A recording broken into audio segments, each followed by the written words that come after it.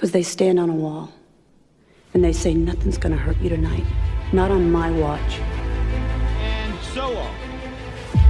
In spite of your expertise, many of you will not successfully negotiate this program.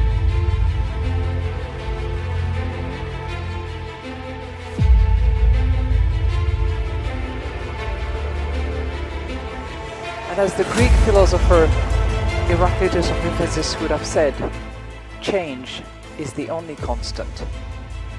Singapore knows this. You know this. I want my daughter to have as much opportunity as my son. To which the leader of the opposition says, It's our turn to stop and to listen. Blessed the work so beautifully that we are saved thousands of children, and thousands of children have found their home where they are loved. I had the opportunity to go with my soldiers. I wanted to go. I came back. I got promoted to major. My mom had a stroke a week later. It was a lot. I wanted to be here to show people that you can make it. You can survive. I don't know how I did, but I did. And you know, I used a cane, but it's nothing. You know, I could still be in a wheelchair. I could have had, you know, brain hemorrhage or nothing. Nothing happened internally. It was all just broken bones. Große Freude. Es war mir eine Ehre. Herzlichen Dank.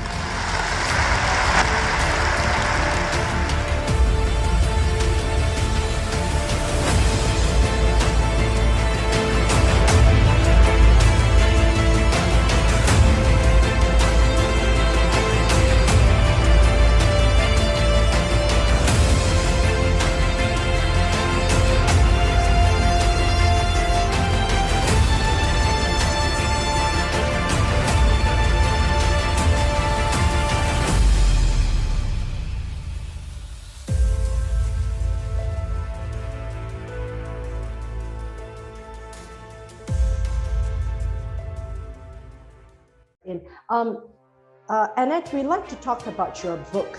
You are an author. Could you tell us your book, A Wild Ride Called Life, the meaning of the book, the objective of the book, and then the contents of the book? And what do you hope to achieve out of that? Yes, so actually the book is called, I have it right here. It's called The Wall Between Two Lives. And it is a true story of finding purpose. And so it's a memoir. It does talk about my life starting at the age of 6 up until just this year, about the struggles and the hardships and just all those things. My purpose is my mission is to really give people hope through whatever challenges that they're going through in life. I went through a lot of stuff that I don't know how I survived from, and but I'm here and I made it, and I wanted to show that to people that they can also make it through whatever it is. And so that's really my mission with the book. It was a very difficult one to write. But I can share also that I made it into an audiobook. So that will be available by next week. And I narrated it myself. And that was hard too. But I want to reach as many people as possible to give them purpose in life. And you talked about it's very difficult. Annette, I wrote a book in memory of my mother, A Candle in the Wind, Dreams of a Daughter, that actually documents my real dreams. It's really, really tough. She passed off when it was a very difficult time. I was in France, but I came back, I flew back. I was with her for the last couple of weeks. In between, I was back in Singapore. It was really, really tough writing the book because it's real. It's about the dreams, it's about the interaction I have in the dream. It's like an extension and also the memory that I had before. It's almost like real, right? Wow. And sometimes I wonder, this life that I'm in right now in this virtual world is not. Maybe the dream is real. But, it's so hard for me to even read the book right now. I can't even touch. I can't even flip it. I can't do that. So tell us, Annette, writing the book, you said it's so difficult, right? Talked about writing the book first, then we talk about the audio, the reliving the book. Now tell us about a writer's journey. Yes, so it did take me about a year to write it, and I was conflicted on whether I wanted to publish it myself or I wanted it to be published by a publishing company. And I often second guess myself on if I really wanted to share this with the world. You know, there's some parts in there that my family didn't know about. And that was hard because I almost wanted to ask their permission. Is it okay for me to use your name or to have you a part of this, because it is going to be out there? And I wanted to make sure that this is in no way it's no way for me to, how do I say it? It was not my intent to bring any kind of negativity, shine any kind of negativity on my life, on how my parents raised me. But I did want to point out that these were some of the things that I hid for so long that led to self-destruction, and I had to come out of that. And so I knew that for many of us, it's hard to talk about that part of our life, you know, but that's who made us who we are. And that's how we have become stronger from it. So it was very difficult. As many times as I kept writing and going back with the editor on every paragraph, every sentence, I never, when it was finally printed, I did not go back and reread it. Yes, I know. Same here, exactly. I know I'm just going to shut it, full stop, and that's it. I'm not even going to touch it. I'm not going to flip it. And when it's delivered to me, it stays there at the shelf.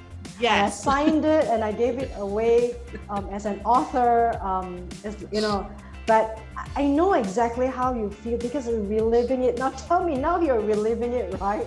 Because you had to read the book. Tell me the struggles that go through and how difficult it is, and tell us some of these important highlights.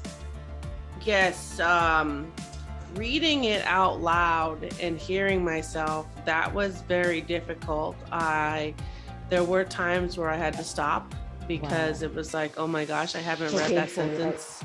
Right? I haven't read this sentence in over a year, so to read it again. But again, I did it because I wanted to read it myself, because it's I think it's just more powerful that way than having, you know, they can't have the same feeling. But just again to I think more for myself, I think, really, like I could do it. I did it, and I want people to feel it, you know. And so yes, I literally just finished recording it last week. So that was it's not easy. So it's not easy, but it's possible. So, you know, I don't want people to think, oh, I could do that in my house. You can, and there's certain ways to do it. It's just, you know, there's just challenges, but like I said before, anything is possible, you know, as long as you have that support system, and you remember why you're doing it. Why are you really doing it, and who do you want to help? Tell us about one or two of the highlights that you think that you know you could share with us, and also a shout out to potential buyers, and you know, people should go to. Can you get that at Amazon.com? You can. You can get it on my website as well. Yeah. Could you tell us a couple of like highlights that you could share? Yes. So there were certain times in my life where I didn't want to live. And that was very difficult to come to the realization that was part of my life.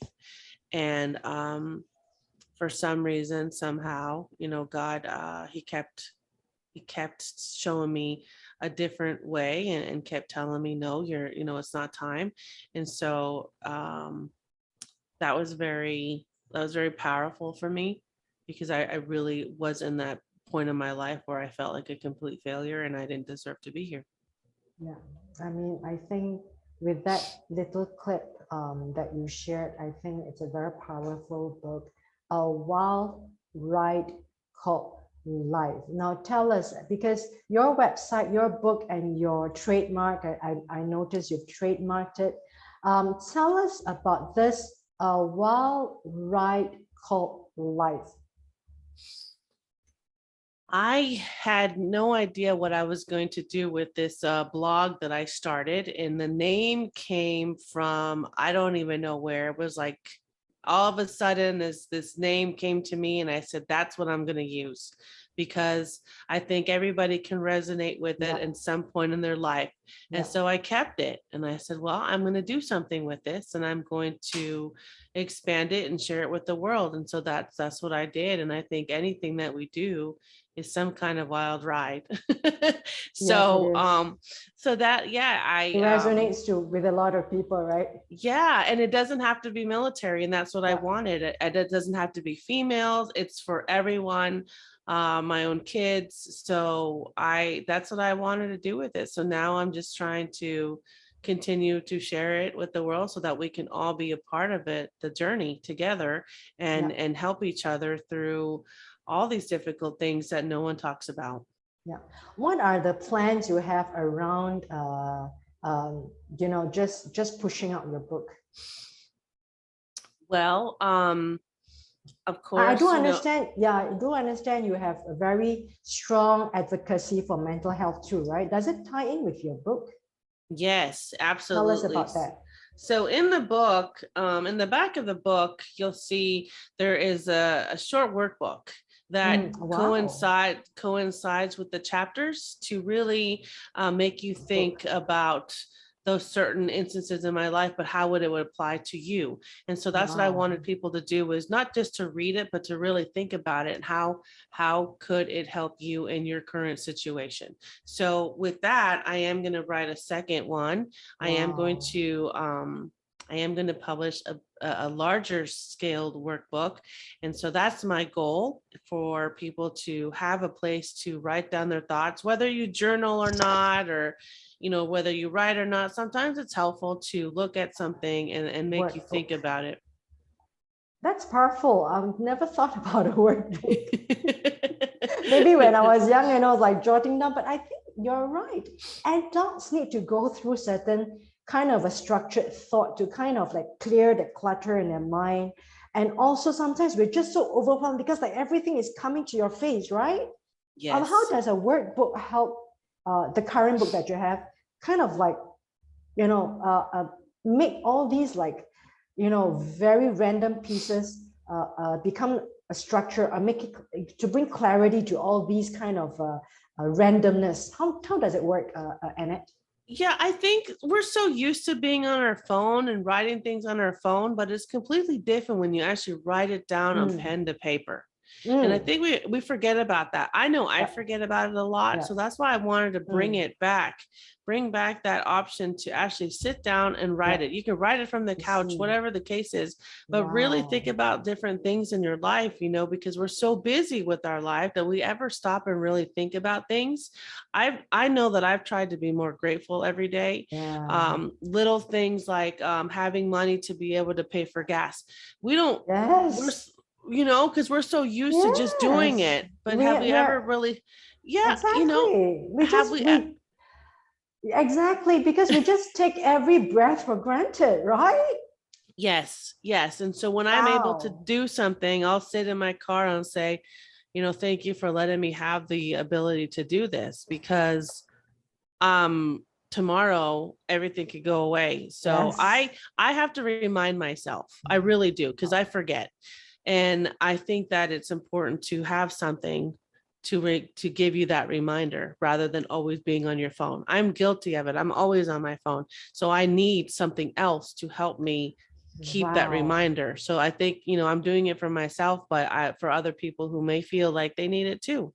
Yeah, that's power there, right there. And then you are trying to empower people with that. I am. I wish I would have had that growing up. So I'm 46 now, and I'm saying, it's not too late. I could do it, and I'm going to do it. I want to do this. So I have to stop letting little roadblocks get in the way and just say, why, what's stopping me? So let's do it. Yeah, so that's the book, A Wild Ride Called Life with Your Own, it's like a memoir. And also it has a bonus at the back in the form of a free workbook for you to go through your mind to declutter or to give structure in all this madness of the world. I mean, that's a great book, Annette. I mean, go to your website, definitely, and go to Amazon. A couple of questions before we say goodbye.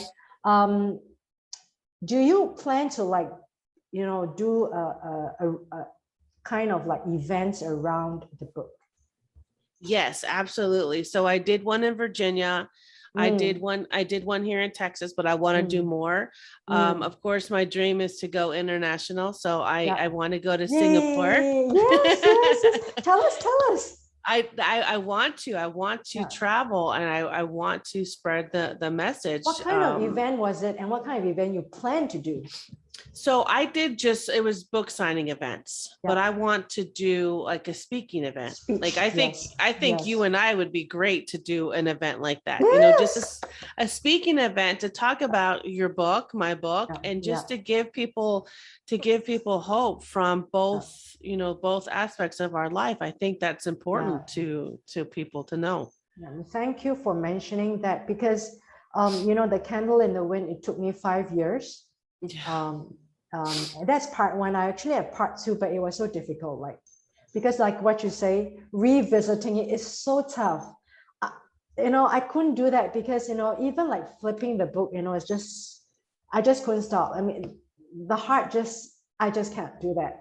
But the book came out because I think a story needs to be told, and it's something that I wanted to commemorate my mother's walk on the earth. And also my journey out of grief. I can talk about it now because it's 5 years, but can you imagine for like 5 years, you couldn't even talk about it. You couldn't even talk about it. Right. You couldn't talk about it. And you're right, because a lot of things is in your mind, you can't unravel, right?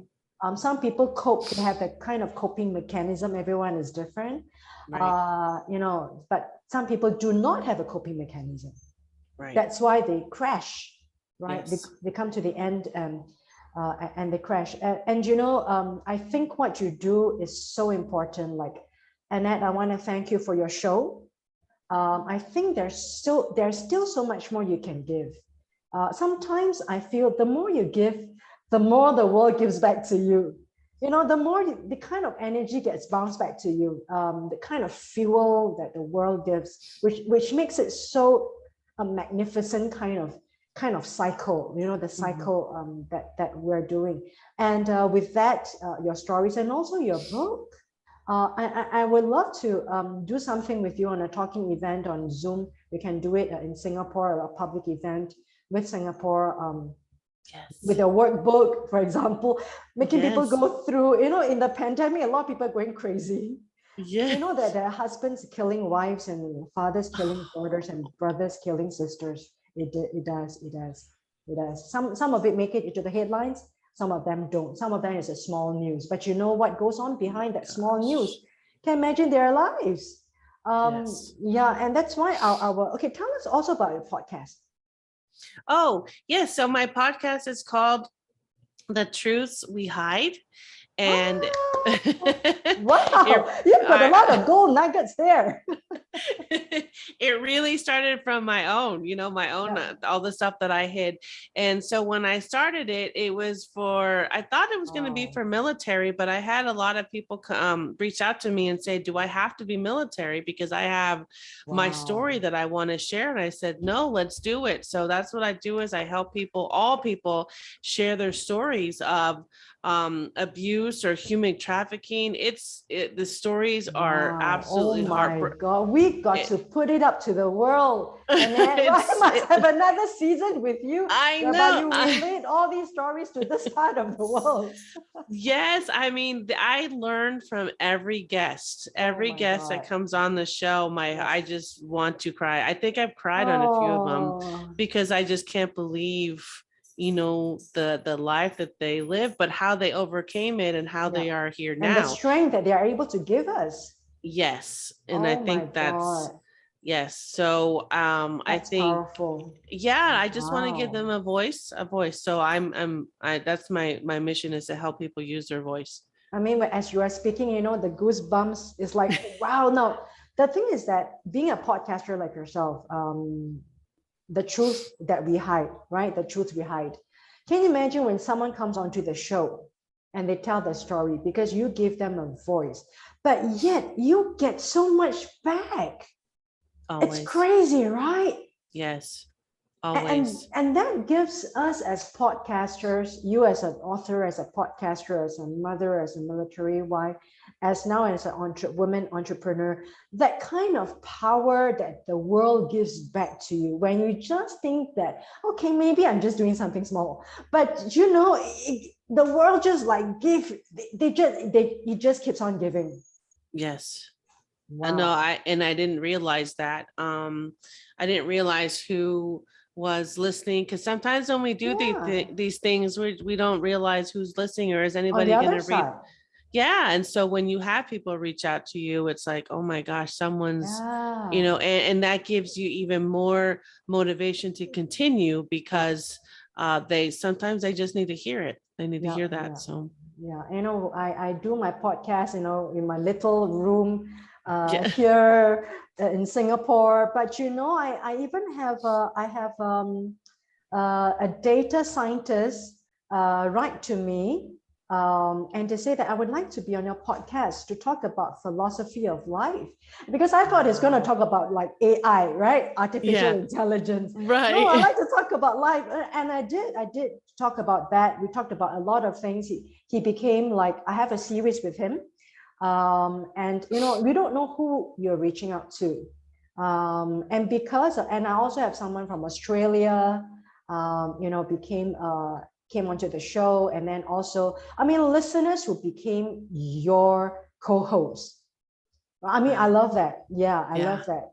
I say, anyone, you have a story. Don't tell me you have no story. No, Vicky, I have nothing to say. No, but people have. They forget that they're living something called life. Oh, wow, right? Called life.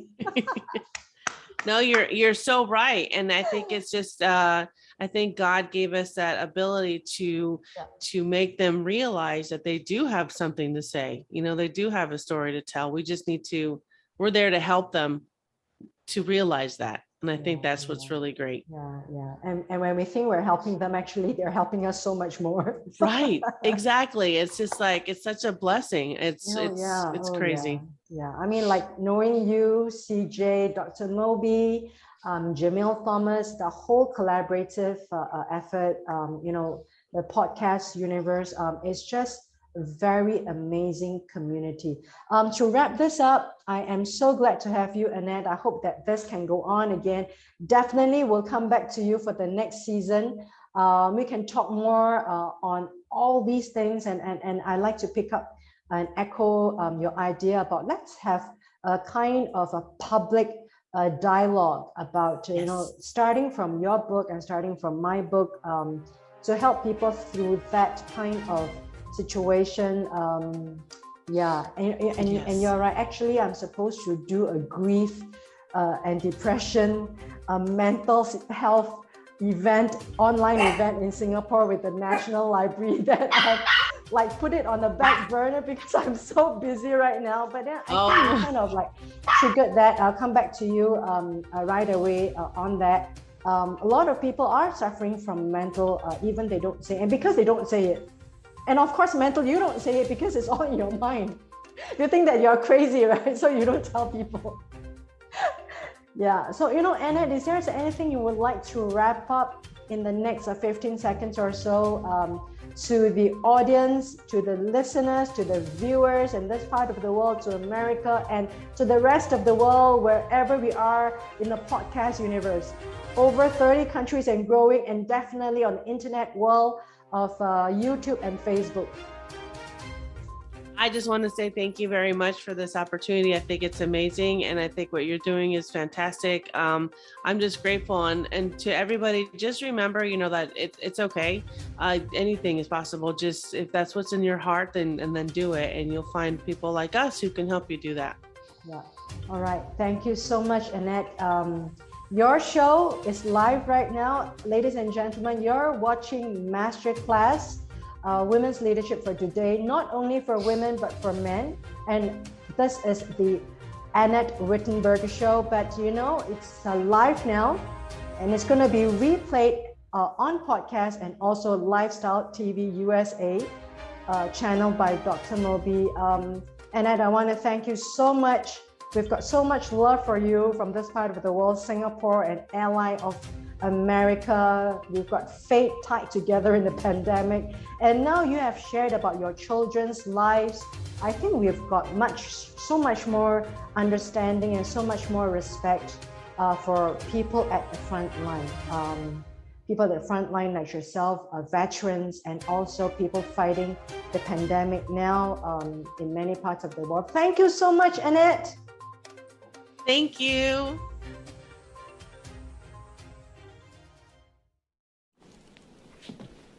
Because they stand on a wall and they say nothing's gonna hurt you tonight. Not on my watch. And so on. In spite of your expertise, many of you will not successfully negotiate this program.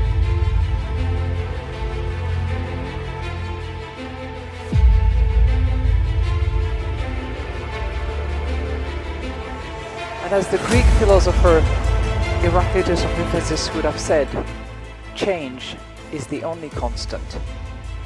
Singapore knows this. You know this.